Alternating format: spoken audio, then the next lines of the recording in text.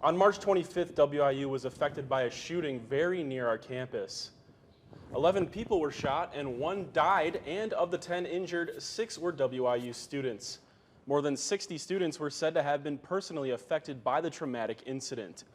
One of those injured was our very own News 3 reporter, Jermaria Jackson.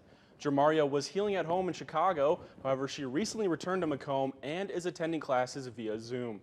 She had this to say about her experience. Party, it was actually a great party. It was a lot of people that came out. You just heard screaming, people were running. I tried to run, but I eventually fell and I was just stuck. I did notice that my leg was broken, but after that, like the night really just went blank from there. Well, in that scene, I trying to shut my eyes. Scary. I was right next to him. Like I was right there. And I think that's probably why I got hit so many times. And that's the scary part. He's the reason why I closed my eyes. Macomb doesn't have a trauma unit.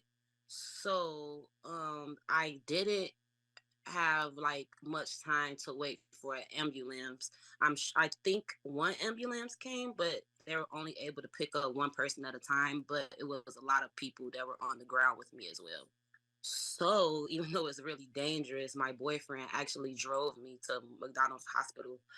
Um, totally dangerous. You're not supposed to do that when you have gunshot wounds because bullets can travel that way if you don't pick someone up the right way. And they immediately put me in this room, plugged me with IVs and everything. They told me that I was fine. And I actually didn't get assisted after that for about 2 to 3 hours. And once I got there, that's when they confirmed I got 5 gunshot wounds. And that's when I sort of started to panic. Like, oh my God, I got 5 gunshot wounds. Are you serious?